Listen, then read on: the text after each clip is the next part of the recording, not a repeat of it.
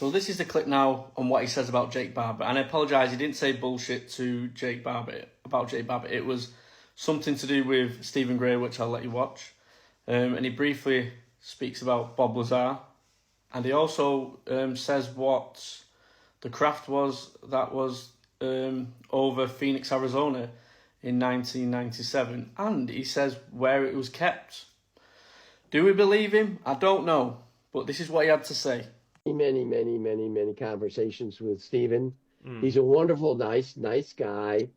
He's very dedicated to his profession, both of a physician and to the his goal of getting disclosure out there. Now, Stephen never worked in the government. He never had any access to classified information. Everything that every bit of knowledge that Stephen has comes from other people. Whistleblowers and all. Unfortunately, some of those people stabbed him in the back. They provided him with what you would refer to as disinformation. And then he being naive, went out with it.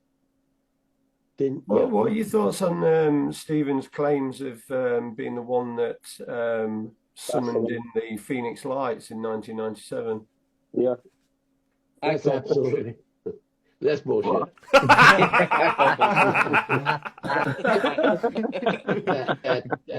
I know what it was. I mean, people within our working group knows that was a T-13B aircraft, one of ours, being tested. So and how big is that craft then? By the size of two football fields, two of our football fields. Wow. I don't know what your football fields are. Like big ass. And where would a craft like that, so huge, be kept? Groom Lake. Yeah. Groom Lake. And in an underground facility, I'm guessing. Yeah. Maybe in the mountains or something like that. Is he lying? Wellington. Or is he just telling us and we're just not believing him because of his past? To form a bigger craft. Yes. Wow, there you go. Absolutely. Cool. And what's your opinions on Bob Lazar? That's another one that everyone wants to know. Bob Lazar.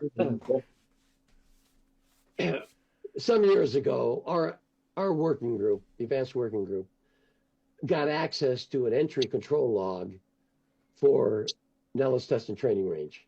The log was from January 1st, 1979 to December 31st, 1990. 10-year period. Every person that had access to Nellis Test and Training Range was in this log. It's an old computer dot metrics printout. I don't know if anybody know what that means. Yeah. Big old papers. Yeah. And so we had a plethora of information that we could search. Bob Lazar's name's in there. So he had access to Area 51. Now, what he did out there, I don't align myself at all with Jake Barber or what he says. I think most people within the community, and I only speak for myself. Okay. I need to ask you one more quick question. Do you think this is a new era of disinformation that we might be being fed, and you're lost with this, and you're sort of out the loop? Do you think this generation now is being sold something totally different? Because from the generation where you've put this out there, which you're an integral part of the UFO and alien story, regardless of whether people like you or not, you are a big part of it. Do you think now the new generation is getting new versions of Richard Doty in other forms, telling different information? Do you think we're now seeing that? Absolutely. And do you, I think the government. Do you think potentially Jake Barber may be this? I think my own personal feeling is that Jake Barber is, in fact, a disinformation agent. If you really look into his past, he wasn't what he said he was. He came out and said he was a Tier 1 commando with the Air Force. Well, the Air Force comes out and says, no, you're not. You never went to combat control school. You actually flunked out of combat control school. And then he changed his story. Then he says, typical, the way they hide each other, like, is that not typical compartmentalization? No, it's not, because number one, he comes out and says it's DD Form 214, which is your military record for anybody in the United States military, was classified. The Air Force comes out and says, the Air Force Major, Chief Administration says, there is no ever been a DD Form 214 classified. There's stuff within the DD Form 214 that's redacted, but it's never been classified. In fact, she even released the regulation that says it's not ever been classified. So that's my take. Is I don't know why he's doing it, but I read in that he is part of a disinformation program. That's what I read into it. Is it just him, or is it the whole psionics movement? What's your opinion on CE5? Is it a valid tool? No, absolutely not. The scientists that I work with within Dr. Putoff's group, and the complexity of the extraterrestrials, they aren't like us. There's not a single race that is like us. Their brains are different, their tissues are different, their blood is different, their society is different, their makeup of their body is different. Now, how are we, human beings, going to psionically contact an extraterrestrial? Can I give you another thing as well? They're being open and honest about it. Now, how would you be able to put security measures in place if people are going to learn this? How could you put security measures in place that whatever we're contacting isn't going to harm us? That's a national security risk, right? If people have psionic abilities. That's probably more of a weapon than anything else. Good question. Well, there is a lot of things that I had access to in the government time, and also with Dr. Putoff, because we worked on DARPA projects that I can't talk about. But I can guarantee you that the government, the United States government, knows how to do these things.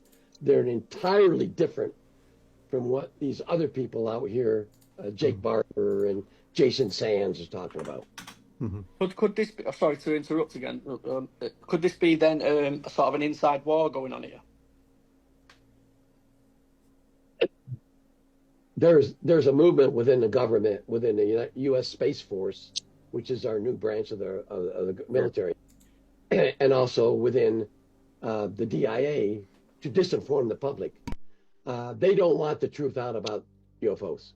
They don't want aspects of the program they don't want anything to do with.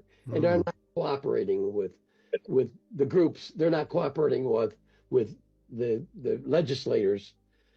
We have three branches of the government: the legislature, the executive branch, the president. He runs the intelligence communities. And then there's the courts.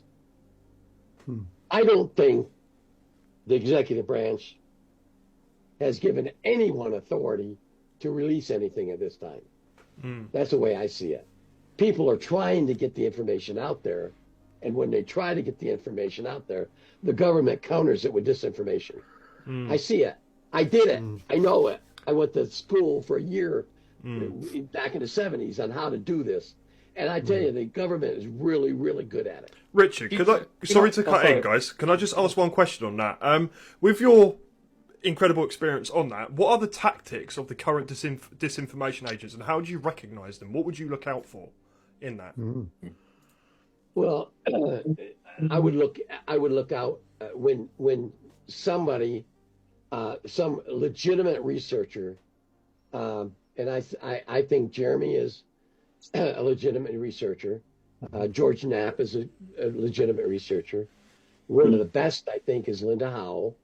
And when they start going after something, and then you see the government or some third party out there start feeding different information about that.